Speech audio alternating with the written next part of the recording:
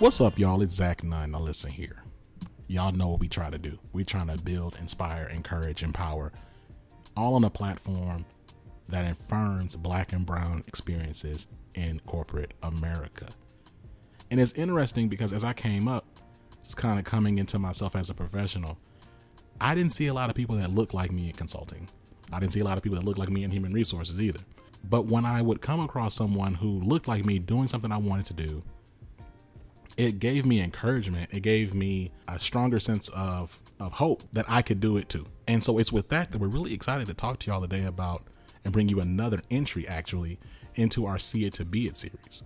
So the next thing you're going to hear is an interview between Amy C. Waniger, a guest on the show, a member of the team, and the author of Network Beyond Bias, and a leader who just happens to be an ethnic minority. In fact, yo, sound man, give me some air horns right here for my leaders, yo, and give me some more air horns right here for the See It to Be It series. So catch y'all next time. I know you're going to enjoy this. Peace. Hi, Traci. Thank you so much for joining me today. Oh, it's my pleasure. I'm honored that you asked me to join you. Well, I am excited because you and I have worked together before on committees and projects, but never in the same company, although we are, at least in part, in the same industry, in the insurance industry. And so I was wondering if you could tell me just a little bit, because your job title is program manager, but a lot of people who are not in a project management space or in a corporate space with a lot of projects may not understand what a program manager does. So can we just start there with kind of what is that job? Okay, so technically it's program lead. I work for APSO, which is not an insurance company, but we provide services to the insurance industry. So the easiest example that I can offer for what we do would be, let's say that in the state of Rhode Island,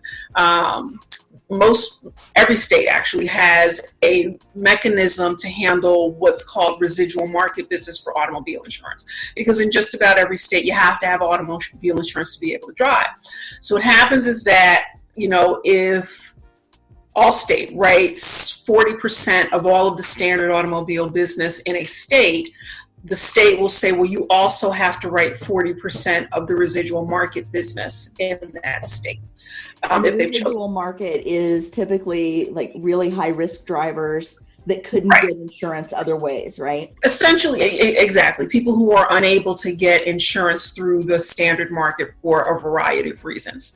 So what Allstate might say is, we know we have to write this business, but we really don't want to program our systems to handle this business. We don't want to hire people to handle this business that's underwritten and processed a little bit differently than our standard business. So what we're going to do is we're going to hire APSO or a company like APSO to handle it on our behalf. So that's probably the cleanest example I can give of what we do. There's some variations on the way those different mechanisms work, but that's probably the clearest example.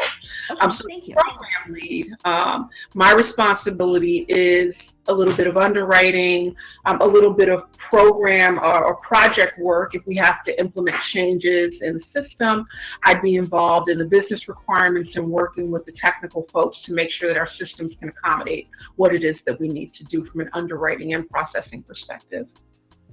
Thank you for that. I appreciate that. So how did you get involved in the insurance industry? Because I'm guessing, based on all the people I've talked to in the insurance industry, that when you were 5 years old and you went to a family event and grandma said, "And Traci, what do you want to be when you grow up?" You probably didn't say, "I want to be an insurance program lead." You are absolutely correct. Although I do love insurance so much that I think that we have to get to a point where especially little brown boys and girls say, we want to work in insurance. I'm 54 years old. I'll be 55 in April. And when I was 16 years old, I was a teen mom. And when I was 17 years old, I had another baby. So here I am, 2 children, college dropout. And my parents said, you got to get a job. You got to do something to take care of these babies. So I got a job working at an insurance agency as file clerk.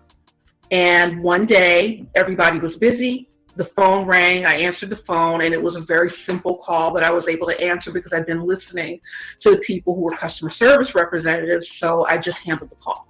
I got promoted to customer service rep, and this was in 1984, and just worked my way up. I went from working on the agency side of the business to the company side of the business, as an assistant underwriter, then to an underwriter, to an underwriting manager in different companies around actually the New York City area. In 2007, I thought I was in love and actually left the industry and moved from the New York City area to Rochester, New York. That relationship and the business that we were trying to build together in a different industry didn't work out, and I had to get a job, and insurance was all I knew at that point. Because at that point, I'd worked in the industry for over 20 years. So I came to Amica in Rochester, moved to Rhode Island, and Amica's an amazing place to work. I was very happy working there, but I got a call one day from a recruiter. That's what happens when people have your information out there when you're networking. And the gentleman said, "I've got this position I'm trying to fill. Do you know anyone who'd be interested?" And when I looked at it, it looked like it was the perfect storm of everything that I've learned to do in all of the different positions that I've had in insurance. So I went on the interview and I said to myself, okay, I really don't want to leave Amica. It's an awesome place to work, but this is a really cool opportunity. So I had a number in my mind. I said, okay, if they come back at that number, that's going to be the universe telling me that this job is for me. I interviewed on a Wednesday, and on Friday I got an offer at the exact number that I had in my mind. That's amazing. So I always tell people, when a recruiter calls, answer, because Absolutely. You never know what's waiting on the other side of the phone for you. And if not for you, for someone that you know. Absolutely. Right? You may think, oh, I have no interest in that whatsoever, but I know someone. And if you can connect those two people, you've just created something amazing for someone else. Exactly. And but you also build a relationship with that recruiter, because if you then get to a point where you legitimately are looking for a position, they're going to remember how you helped them out when they were trying to place folks, and they're going to do their best for you. Absolutely. And sometimes you even get a little referral bonus out of it. Well, if you send them to somebody that they can place. So I've had that work out for me too. I was never expecting it, but when it happened, it was always nice. Yeah. So you've already told me a little bit about the different types of positions that you've held in the industry, but you came into this industry kind of by chance, right? You just happened to get a job in an agency. What has been the biggest surprise to you about working in insurance that you didn't realize as someone from outside? And this is something that from today, I've known for a while, but I think the thing that solidified my interest in insurance and was my aha moment was when I started studying insurance. When I actually started studying for my CPCU, which is, as you know, a professional designation in the industry. I started studying for my designation in 1992. And in studying insurance, I came to have an appreciation for, first of all, how important insurance is, but also how diverse the industry is. Pretty much any discipline that you would be interested in studying, there is a job for you in the insurance industry. And that is, I think, the coolest thing about insurance. Yeah, I had a similar experience. So I came into the insurance industry as an IT professional. That was my background, no insurance background whatsoever, but I just happened to be a consultant. I got placed at an insurance company. And when I then later got hired by the insurance company, somebody told me about the CPCU designation, it stands for Chartered Property Casualty Underwriter. It's a professional designation that requires, I think now it's 8 courses to complete. You have to pass some tests, which thank goodness they're multiple choice now. They used to be Blue Book. Yeah, I remember books. No, thank you. I wouldn't have done it. I would have been too scared. Anyway, so I started studying because I was, I wanted to prove myself in this industry, and I wanted to, frankly, get the bonus that came with getting the designation that my employer offered at that time. And I was amazed by the scope of the insurance industry and the mission of the insurance industry. And when people ask me, why do you love insurance? And, my focus of my company is not insurance specific, although maybe it will be someday. But I think insurance is so fascinating because it does 2 things. It makes all economic investment possible. Yep. There's no part of the economy that insurance is not affected by, right? I mean, every single transaction that happens. is backed somewhere by an insurer. And the other thing we do in the insurance industry is we're there when people need us most. Absolutely. I mean, on somebody's worst day, we're there to help in, ways that we can to make them whole and get them back on their feet. And I can't even imagine a more meaningful industry than that. I agree. Absolutely. So if somebody who is maybe never has considered the insurance industry before and wants to learn more about the kinds of jobs available and how to get in, how to kind of break in to this industry, where would you recommend that they go? I would recommend that they get in touch with the local chapter of CTCU. I would also recommend that they get in touch with professional insurance agents and brokers, because they have professional organizations. Depending upon where they are in their career, I would, for example, if they're a high school or college student who is interested in the industry, I would look at internships with companies, with insurance companies. So those would be my suggestions. I do also know that through professional organizations, those of us who are invested enough in the industry and in our careers to be parts of these organizations have a tendency to be pretty generous people. So it would be pretty easy to even get a one-on-one informal or even formal mentoring relationship with someone who is in the industry that could offer some guidance. Yeah, that's a great idea. And I know that there are a number of formal programs, but like you said, LinkedIn is a great way to just connect with someone if you have a target company in mind and you want to learn more about it. Most people are open to a phone call or at least exchange emails and see what they can do to help. So absolutely. That is true. So, the insurance industry has a reputation, and I won't say whether I feel that this is deserved or not. And you know exactly where I'm going. But the insurance industry has this reputation for being stale, pale, and male. And it's all a bunch of old white men, and that's it, right? And I know a lot of different industries suffer from this stigma. But for people who are maybe not older or white or men, what resources have you found that can help them kind of find their place in the industry, feel connected to others, feel a sense of community, so that we can retain that talent in this industry and not lose it to somebody else? For me, I think back to a company that I worked for in 1990, and that was where I really got my start as an insurance professional and learned the most about the industry, but it's also where I recognized that at that particular company in 1990, the early 90s, if I wasn't a white man with a degree from the right school, there was a very distinct feeling on how far I was going to progress in my career, and that was why I ended up leading the company. Mm-hmm. I think that it's great to join organizations, but I'm a grassroots kind of chick. I think that it is important to give back to each other, whether it's women, whether it's people of color. It's like whatever commonality you have with someone, if you see someone that's struggling or you see someone who's where you were previously in your career, you have a responsibility to reach out to that person and to offer them guidance if they're receptive to it. I'm the type of person that I have no qualms about reaching out to other women, to women of color, to just form those informal mentoring relationships, even if it's just let's have lunch once a month.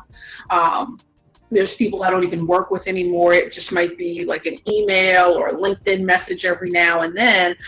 So I think there's great value in forming those types of relationships. Yes, it's professional, but I think that if it's a little more casual, where you bond with that person and feel comfortable speaking with them, they're going to be able to really guide you in a meaningful way. So that leads me right into my next question, which is, I've noticed about you that you have a very strong professional network. I mean, you know everybody, it seems like, and not all the same kind of people. Like, you really know people up and down the hierarchy, you know people across the industry. And when we were together at a conference last year, I was so impressed by the span of the network that you had. Oh. And so I was wondering, what's your approach or what are your tips to networking, and how do you stay connected with so many people with such limited time? LinkedIn makes it easy because I can be on my computer at, 2 o'clock in the morning when I wake up and can't sleep, and I can pop in and see what people have posted. I gotta tell you, I absolutely adore your content, and every single thing you post, I read and I share, because I just find a lot of value in what you post, and I do the same for other people that are part of my network. As far as, I guess, connecting with people, my advice would be ask. It's simply to ask. There's a woman who worked at a previous company, and she was pretty high up, in the food chain, if you will. And we didn't really, we casually in passing at work speak, but it's not that we had a relationship. She ended up leaving the company, and I had no qualms about sending her a connection request on LinkedIn. I said, well, the worst that's going to happen is she won't accept it, and if she says no, I'm no worse off than I was before. I think that everyone has something to offer, regardless their discipline, regardless their position or title. I think that a lot of times we don't make those connections because we prejudge and make assumptions. So I think that you just ask. That's good advice. So I have a friend in the speaking industry who says, every time you ask, you risk getting a yes. I love that. And I really like that. And so I've tried to kind of shore up my my nerve to ask more, because I would not mind risking getting a yes. So yeah. Well, and I just believe, I tell people this. I am by nature a pretty shy and reserved person.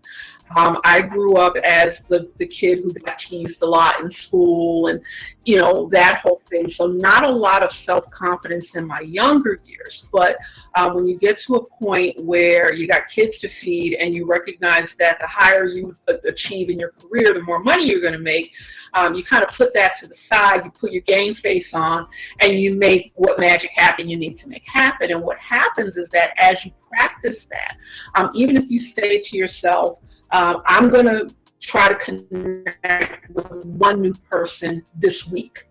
At work, I'm going to try to make a connection with one person that I've not had a connection with previously. The more you do it, the more comfortable it becomes, and the more confident you are in doing it.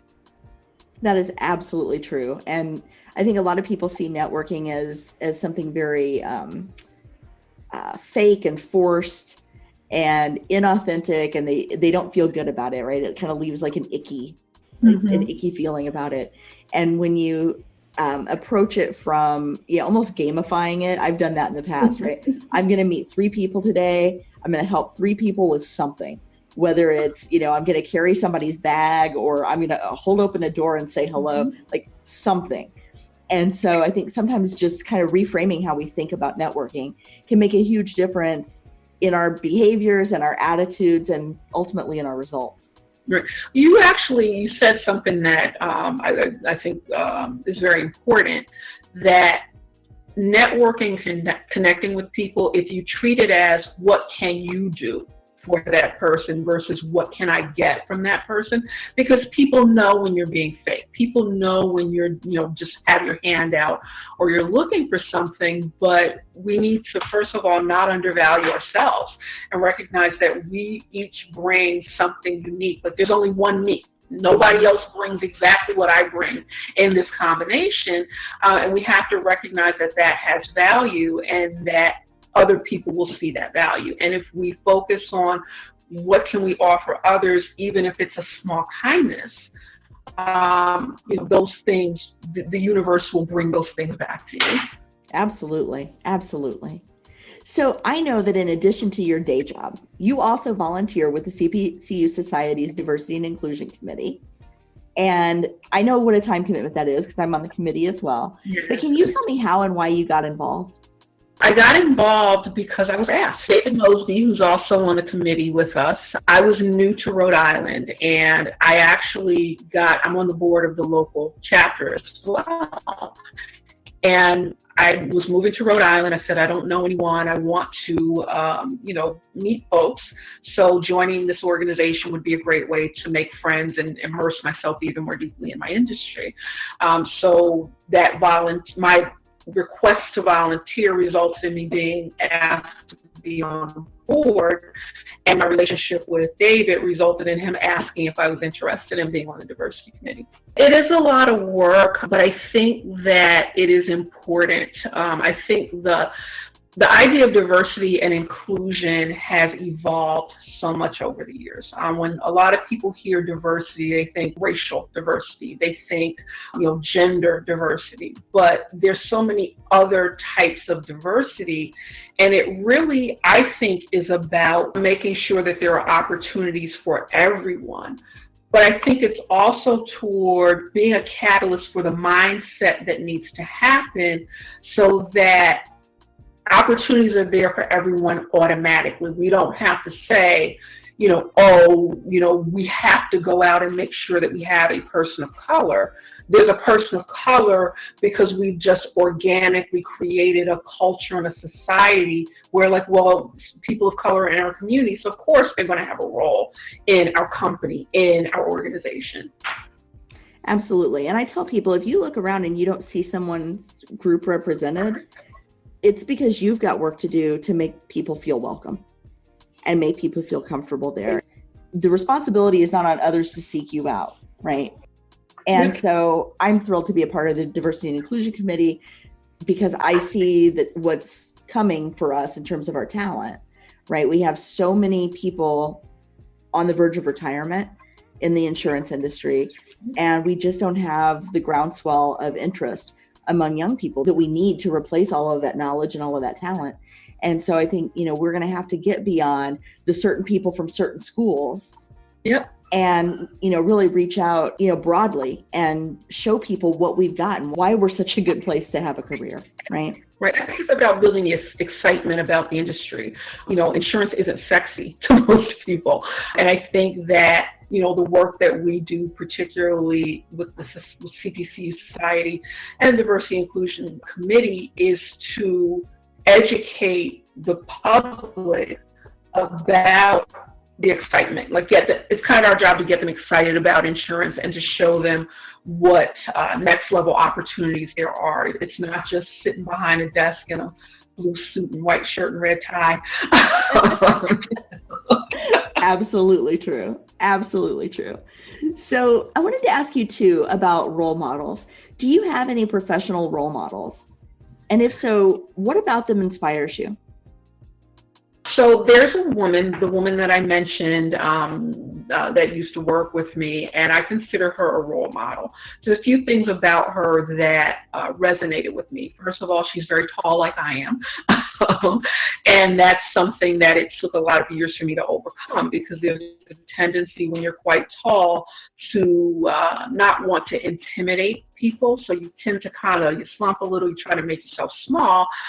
So it takes a courage to just to stand up and just be who you are, and recognize that you're putting that in your mind about, that your stature intimidates people.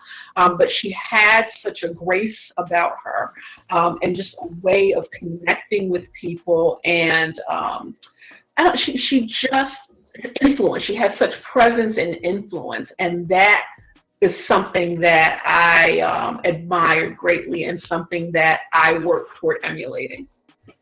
That's wonderful. Thank you for sharing that. So I hear men a lot of times will talk about tall privilege, right? So if you're a tall man, and the statistics bear this out, tall men make more money than short men. They get promoted to higher positions. We revere tall men in our society. Tall women have a different set of characteristics ascribed to them. And I am not blessed with height. I'm only 5'3". But I can imagine how that might play out, and how that might affect the way you show up.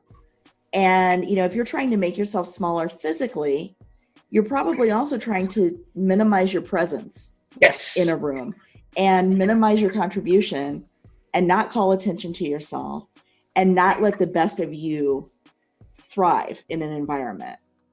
It's interesting because I had a conversation with someone probably about 6 weeks ago about the idea that as a very tall, not petite woman of color, if I am annoyed at work or if I feel very passionately about something, I feel that I don't have the luxury of being as vocal as someone who is not of my stature and my pigmentation, because it's perceived differently.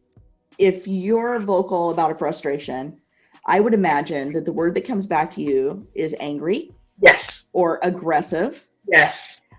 If I get upset about something, if I'm frustrated and I express my frustration, I'm right. I'm not angry because I'm white, and I'm not aggressive because I'm short, but I'm or I'm overreacting or I'm sensitive. Absolutely. Right.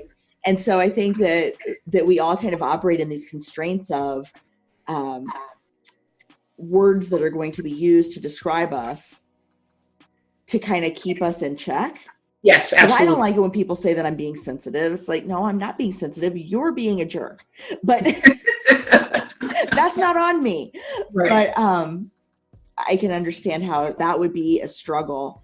So since the audience for this conversation are young people of color, what advice do you have for them in navigating those kinds of interactions? Because we want people to show up authentically.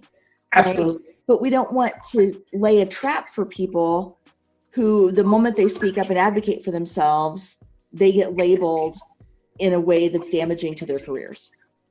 I can tell you what's worked for me. Okay. I think to your point, it is important that you be who you are. So I'm 5'10", I'm going to wear my 4-inch heels because that's what I want to wear. If I think that something is not right, I am going to speak up about it. What I try to do is, and I'm just going to say, because I don't want to suggest that anyone be manipulative, but in a business setting, okay, what I do is I say to myself, what is it that I want to get out of this exchange? And, know who my audience is and know what I need to say and how I need to say it to get what I need out of this interaction. And I'm not talking about things where, like, if I don't know, like I'm being discriminated against or harassed or something like that, because that's a whole different, and that's, thank God, never happened to me, to my knowledge, but that's a whole other kind of conversation. But just in everyday, your boss has said something that you didn't like, or you've been assigned something you don't think you should have to do, or something to that effect. I think that it's important to always conduct yourself professionally. I think it's also important to separate your feelings from what the situation is, because just like the other person has their biases and this whole set of ideas and background that's influencing their behavior, so do we. And we have to recognize, the things that we're sensitive about. We have to recognize how we might have contributed to that situation, and we need to present our case in a constructive way. And it's interesting because I have a 25-year-old daughter who's going through this at work right now, and what I've encouraged her to do is, write down what you want to say. Ask your boss for a meeting, and even if you need to have that piece of paper in front of you, make your point.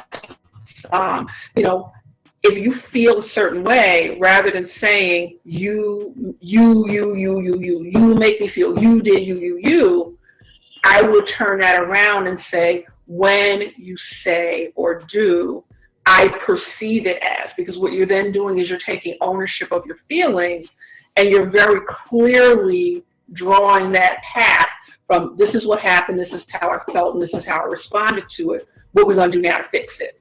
Mm-hmm. And so really what you're describing is emotional intelligence. Oh, absolutely. And so in my experience, I found that I am the most emotionally intelligent when I am the least represented in the room. And I am probably the least emotionally intelligent when I am most represented in the room.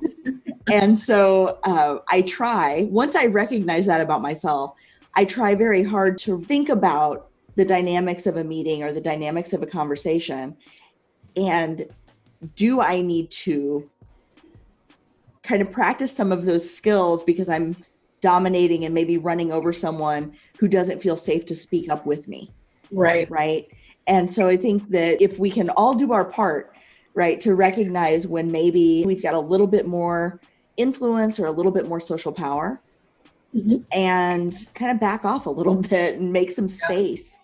Well, there's actually power in being able to do that, I think. I think that when your peers see you navigate, let's say, a contentious situation, you know, if everybody's on, 15 on a scale of 1 to 10, and you're on maybe 7 and bring everybody down to where it can be resolved, then people are going to look at you as a change agent, if you will. So I just think that that's powerful. Yeah, absolutely. And that's leadership, right? Leadership is Absolutely. getting everybody to a better place together. So no, I think that's great. So I wanted to ask you in the time that we have left to finish my sentence. First is, I feel included when? I feel included when I am able to express myself. Oh, I like that. And then the second part is, when I feel included, When I feel included, I'm able to include others. I love that. I love having people answer this because everybody answers differently and it's always powerful. So Traci feels included when she's allowed to express herself. And when she feels included, she is able to include others. Absolutely. And I don't know that there's anything more powerful than that, to be able to widen that circle and bring others in. Absolutely. So that's fantastic. Traci, thank you so much for your time It's today. my pleasure. I appreciate you so much. Oh, thank you very much. Living Corporate is a podcast by Living Corporate LLC. Our logo was designed by David Dawkins. Our theme music was produced by Ken Brown. Additional music production by Antoine Franklin for Musical Elevation. Post-production is handled by Jeremy Jackson. Got a topic suggestion? Email us at livingcorporatepodcast@gmail.com. You can find us online on Twitter, Facebook, Instagram, and living-corporate.com. Thanks for listening. Stay tuned.